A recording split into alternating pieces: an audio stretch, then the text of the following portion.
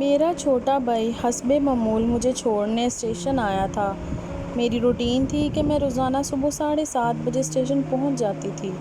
بھائی مجھے بائک پر چھوڑ جاتا تھا۔ تقریباً 7:45 کے قریب لاہور سے گاڑی آتی تھی۔ میں اس پر بیٹھ جاتی اور صرف آدھے گھنٹے کا سفر ہوتا تھا۔ گاڑی مجھے پسرور ریلوے اسٹیشن کو اتار دیتی اور پھر میں وہاں سے کالج چلی جاتی تھی۔ واپسی پر 2 بجے والی گاڑی سے میں واپس آ جاتی تھی۔ رومالہ کے چھوٹے سے قصبے میں میری رہائش تھی۔ ماں باپ سے بہت مشکل سے پڑھائی کی اجازت ملی ہوئی تھی۔ میرا پروگرام BCom کے بعد MCom اور MBA کرنے کا تھا۔ انتہائی ذمہ داری سے میں اپنی پڑھائی میں لگی تھی۔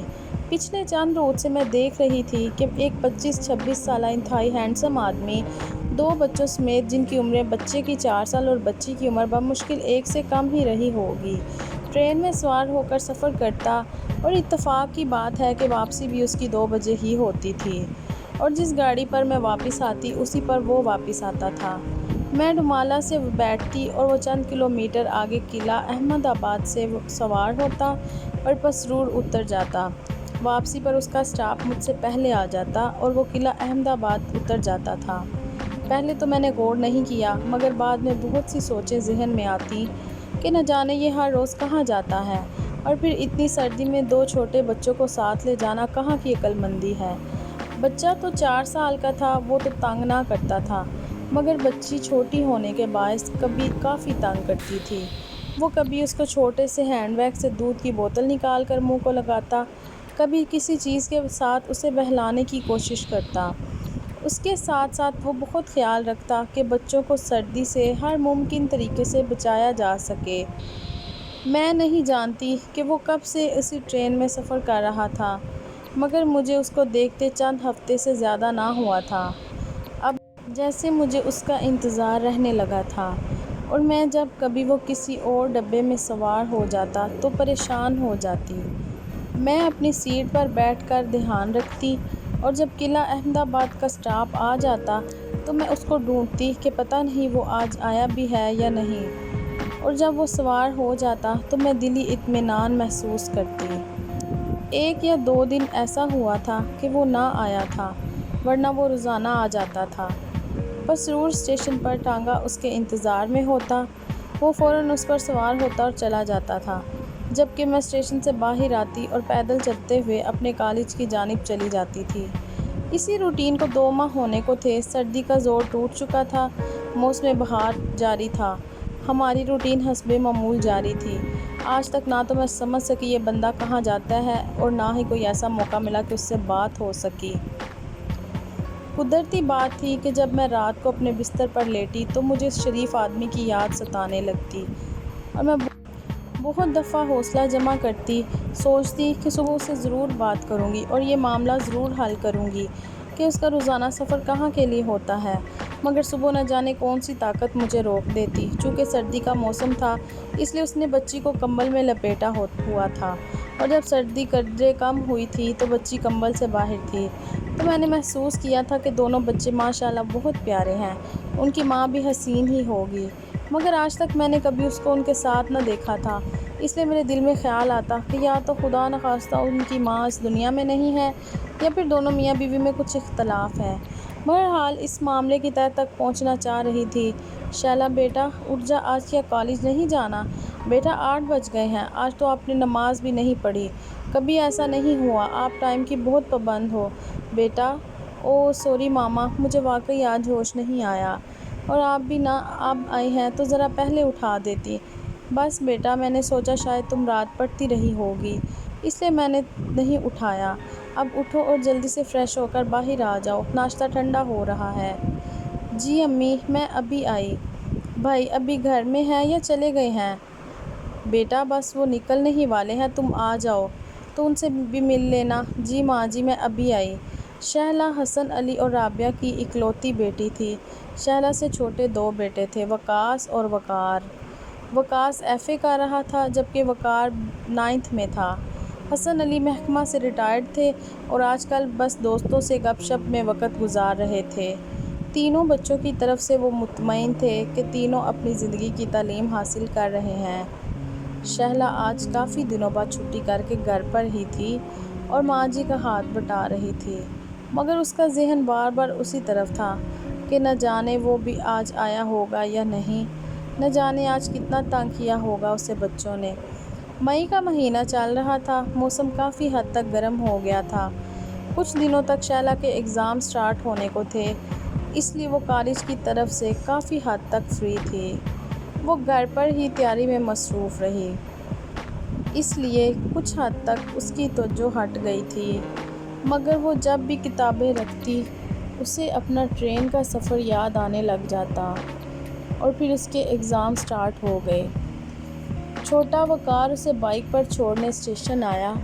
ٹرین اپنے وقت پر آئی، شہلا اس میں سوار ہو گئی۔ بہت بے چینی سے انتظار تھا کہ قلعہ احمد آباد کا اسٹیشن آئے اور وہ نظر آئے۔ چند منٹ بعد جب اس کا مطلوبہ اسٹاپ آیا اور ٹرین وہاں رکی، چھوٹے سے پلیٹ فارم پر اس کی متلاشی تھی، مگر اسے جوس، ٹھنڈی پانی کی بوتلیں اور گنڈیریاں بیچنے والے کے علاوہ وہاں کوئی نظر نہ آیا۔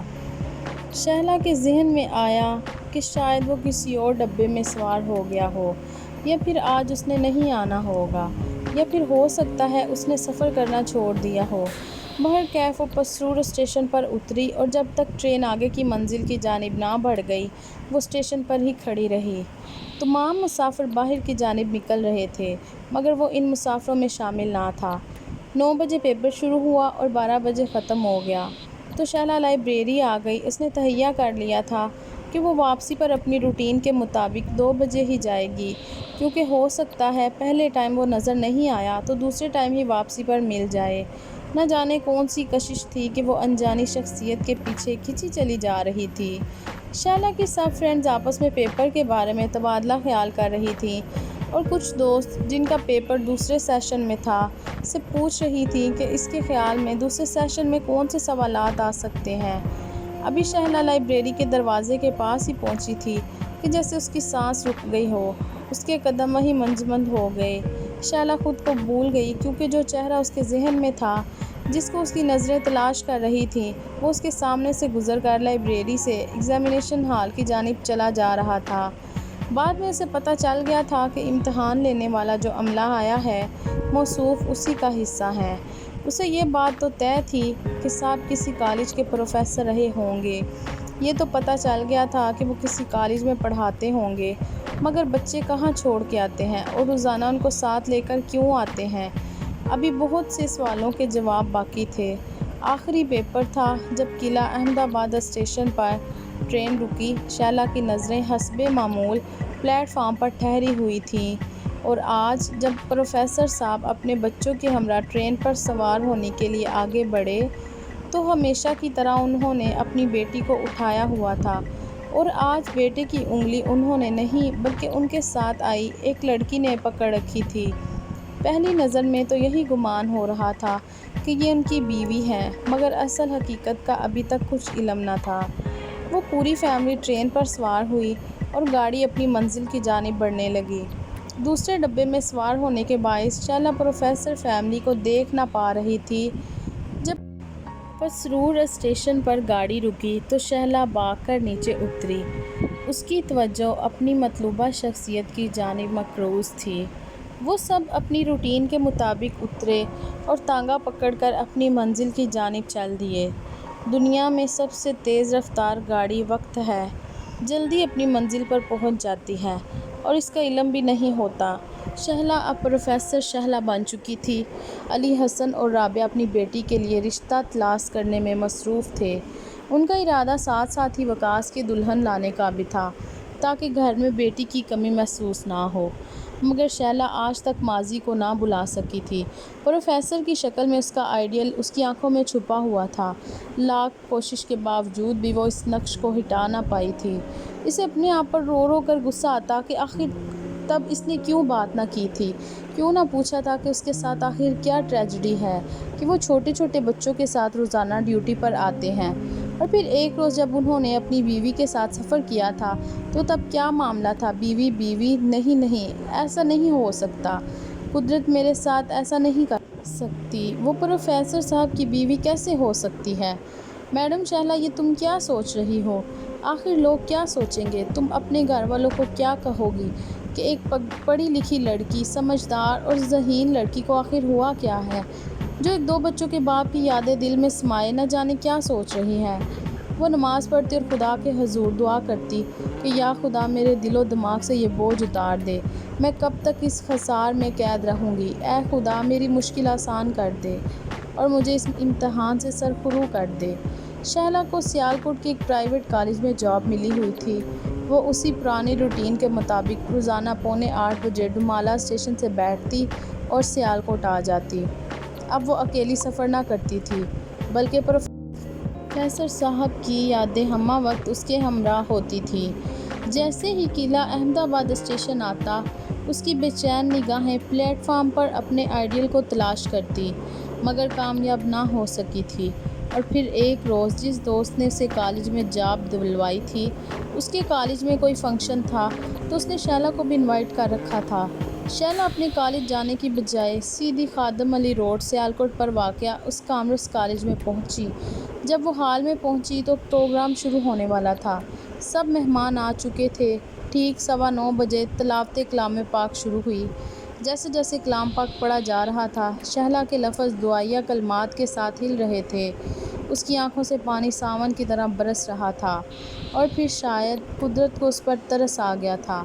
اس کا امتحان ختم ہو گیا تھا۔ جیسے ہی اس نے آنکھیں کھولیں، سامنے اسٹیج پر پروفیسر صاحب بیٹھے تھے۔ شہلا فوراً اپنی کرسی سے اچھل ہی پڑی۔ ایک لمحے کو تو وہ جیسے بھاگ کر اسٹیج پر ہی چڑھ جاتی، مگر اسے موقع اور وقت کی نزاکت کو سمجھتے ہوئے تھوڑا انتظار کرنا پڑا۔ مگر ابھی صرف 1 گھنٹہ ہی پروگرام ہوا تھا۔ شہلا کی ہمت جواب دے گئی تو وہ فوراً اٹھی اور اسٹاف روم میں آ گئی۔ واش بیسن سے منہ پر پانی کے چھینٹے مارے خود کو فریش کیا۔ اس لمحے اس کی دوست فہمیبہ بھی اس کے پیچھے آ گئی اور پوچھا، شہلا تمہاری طبیعت تو ٹھیک ہے؟ کیا ہوا ہے؟ ابھی تو پروگرام شروع ہوا ہے، ابھی تو انٹرٹینمنٹ کا بہت سامان باقی ہے۔ پھر بھی اگر تمہاری طبیعت ٹھیک نہیں تو میں چائے بھجوا دیتی ہوں، تم تھوڑا ریلیکس ہو کر آ جانا۔ نہیں فہمیدہ، نہیں، پلیز میری بات سنو، میں بالکل ٹھیک ہوں۔ شہلا اب کوئی بھی موقع ہاتھ سے جانے نہیں دینا چاہتی تھی۔ اس نے سب ہمت جمع کر کے اپنی مطلوبہ شخصیت کے بارے میں پوچھ ہی لیا۔ فہمیدہ پچھلے 10 سال سے اسی کالج میں وائس پرنسپل کی سیٹ پر کام کر رہی تھی۔ اس کے اپنے حلقہ احباب کے ساتھ بہت اچھے تعلقات تھے۔ پروفیسر علی کے بارے میں وہ اچھی طرح جانتی تھی۔ اس نے جو کہانی شہلا کو سنائی وہ کچھ اس طرح تھی۔ علی اپنے والدین کی سب سے بڑی اولاد تھی، باقی بہن بھائی چھوٹے تھے۔ رحیلہ گھر والوں کی پسند تھی۔ علی نے گھر والوں کو اختیار دے رکھا تھا۔ رحیلہ ایک متوسط گھرانے سے تعلق رکھنے والی معقول صورت لڑکی تھی۔ پسرور شہر میں میکہ تھا۔ دونوں میاں بیوی کے مابین اچھی انڈرسٹینڈنگ تھی۔ دونوں ایک دوسرے کے ساتھ بے حد خوش تھے۔ ایک چیز جس کا دونوں کو ہمیشہ دکھ رہتا کہ وہ خود سے کہیں آ جا نہ سکتے۔ گھر میں انتہائی سخت رویہ رہتا۔ اسی طرح 1 سال گزر گیا۔ خدا نے دونوں کو اپنی نعمت سے نوازا۔ بیٹا اپنی ماں کی فوٹو کاپی تھا۔ علی بہت خوش تھا۔ اس کے والدین بھی کچھ حد تک خوش ہوئے، مگر نہ جانے ان کا روکھا پن کیوں ختم نہ ہو پا رہا تھا۔ وقت گزرتا رہا۔ پروفیسر علی صبح ڈیوٹی پر چلے جاتے۔ سارا دن ساس بہو کی تو میں چلتی رہتی۔ رحیلہ وہ خود کچھ برداشت کرتی، مگر کبھی اس نے اپنی ساس کو برا نہ کہا، یہاں تک کہ وہ علی کو بھی کچھ نہ بتاتی۔ جب کبھی بات حد سے بڑھ جاتی اور رحیلہ کی طبیعت خراب ہوتی تو علی سمجھ جاتا کہ گڑبڑ ہوئی ہے۔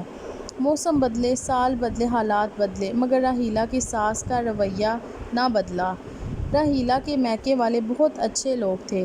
کبھی کبھار سال بعد ہی کوئی ایک فرد آتا، وہ بھی تھوڑی دیر کے لیے، اور واپس چلے جاتے۔ ان لوگوں کو کچھ خبر نہ تھی کہ بات اس حد تک بڑھ چکی ہے کہ ان کی بیٹی پر ذہنیت ظلم و ستم کی بھرمار ہو چکی ہے۔ کبھی کبھار جب سے علی اور رحیلہ پسرور جاتے تو وہ دن رحیلہ کے لیے بہت فریش ہوتا، مگر اپنے گھر آ کر وہ دوبارہ ذہنی اذیت کا شکار ہو جاتی۔ پھر خدا نے ان کو اپنی رحمت سے نواز کر ان کی فیملی کو مکمل کر دیا۔ بیٹی کی پیدائش پر علی نے بہت زیادہ خوشی منائی، اپنے تمام کولیگز کو مٹھائی بھجوائی، مگر شاید خدا کو کچھ اور ہی منظور تھا۔ ابھی ننھی پری صرف 2 ماہ کی تھی کہ راحیلہ نے واش روم میں گھس کر تیزاب پی لیا، جس کی زیادہ مقدار اندر جانے کی وجہ سے اور پھر دروازہ بند ہونے کی وجہ سے کافی ٹائم گزر گیا تو راحیلہ جان کی بازی ہار گئی۔ پروفیسر علی کو تو جیسے چپ ہی لگ گئی۔ چونکہ وہ ساری صورتحال سے آگاہ تھا اس لیے خاموش تھا، اپنے دونوں بچوں کو ساتھ لے کر روزانہ ڈیوٹی پر آتا، کیونکہ اس کی ماں اور بہنیں اس کے بچوں کو سنبھالنے کے لیے تیار نہ تھیں۔ علی قلعہ احمد آباد سے پسرور آتا، بچوں کو اپنے سسرال چھوڑتا اور پھر ڈیوٹی پر چلا جاتا۔ جیسے جیسے فہمیدہ میڈم کہانی سنا رہی تھی، شہلا ماضی کے جھروکوں میں جھانک کر اپنی مووی دیکھ رہی تھی، جہاں وہ علی کو اپنے بچوں کے ہمراہ آتا دیکھتی۔ ننھی پری 10 ماہ کی ہوئی تو وہ اپنی خالہ تنزیلہ کے ساتھ بہت اٹیچ تھی۔ علی کے ساتھ سسر بہت شریف لوگ تھے، انہیں علی کی تنہائی اور بچوں کی جدائی کا احساس تھا۔ انہیں پتہ تھا کہ علی کی زندگی میں جو بھی لڑکی آئے گی وہ علی کے بچوں کی ماں نہ بن سکے گی۔ اس لیے ایک روز انہوں نے علی سے بات کرنے کا سوچا اور پھر انہوں نے علی سے کہا کہ وہ تنزیلہ سے نکاح کر لے، اس طرح بچوں کو ماں بھی مل جائے گی اور تمہاری راحیلہ کی کمی بھی پوری ہو جائے گی۔ علی کو ایک شوق سا لگا، اس کا ذہن اس بات کے لیے رضامند نہ تھا۔ اس نے کچھ ٹائم سوچنے کو لیا، یہ تو اسے پتہ تھا کہ اس کے ماں باپ اس بات کے لیے کبھی بھی نہیں مانیں گے، مگر اس نے اب وقت سے سمجھوتا کر لیا تھا کہ اب اسے زندہ رہنا ہے۔ ادھر جب تنزیلہ کو اپنے والدین کی طرف سے حکم ملا تو اس نے بہت احتجاج کیا، مگر آخر اسے ہاں کرنی پڑی۔ پھر تنزیلہ کے ساتھ علی کا نکاح ہو گیا، مگر علی کی قسمت میں شاید سکون نہ تھا۔ تنزیلہ جو دونوں بچوں کو انتہا کا پیار کرتی تھی، شادی کے بعد اس کا رویہ سوتیلی ماں سے بھی زیادہ برا نکلا۔ علی کو کچھ سکون نہ تھا، خاموش طبیعت علی پہلے سے زیادہ چپ رہنے لگ گیا، اور پھر صرف 3 ماہ بعد ہی تنزیلہ نے خلا کا دعویٰ دائر کر دیا۔ تنزیلہ کو ماں باپ نے بہت سمجھایا، مگر شاید وہ کچھ سمجھنے کے لیے تیار ہی نہ تھی۔ 5 ماہ سمجھانے کے باوجود جب وہ نہ سمجھی تو مجبوراً طلاق ہو گئی۔ علی ایک بار پھر تنہا ہو گیا۔ آج اس کے دونوں بچے اسکول پڑھ رہے ہیں۔ پسرور سٹی میں اس نے ایک چھوٹا سا گھر لے رکھا ہے۔ ایک اماں جی ہیں جو گھر کا کام کرتی ہیں۔ شہلا نے جیسے ہی پوری کہانی سنی، وہ ایک فیصلہ کر چکی تھی، اور پھر وہ وہاں سے سیدھی اپنے گھر آ گئی۔ 1 ہفتے کی چھٹی لے کر وہ اپنے کمرے میں قید ہو گئی، اور پھر ایک روز جب حسن اور رابعہ اسے ایک رشتے کے متعلق بات کرنے کے لیے آئے تو اس نے اپنا فیصلہ ان کو سنا دیا۔ حسن علی اتنے سمجھدار انسان تھے، دونوں نے بیٹی کے جذبات کو سمجھتے ہوئے فیصلہ پروفیسر علی سے ملنے تک ملتوی کر دیا۔ میڈم فہمیدہ کے تھرو علی اور حسن سے ملاقات ہوئی۔ پروفیسر علی ذہنی طور پر اس بات کے لیے تیار تو نہ تھے، مگر شہلا نے فہمیدہ میڈم کو اس طرح سمجھایا تھا کہ فہمیدہ علی کو قائل کرنے میں کامیاب ہو گئیں، اور پھر حسن اور علی کی ملاقات مثبت ثابت ہوئی اور شہلا اور علی کی شادی ہو گئی۔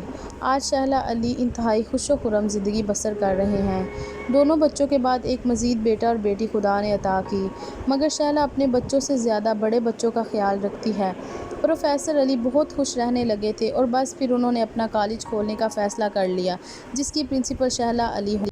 ویڈیو کو لائک کریں، سبسکرائب کریں، شیئر کریں، فرینڈز اینڈ فیملی کے ساتھ شیئر کریں۔ ملتے ہیں نیکسٹ ویڈیو میں۔ Thanks for watching.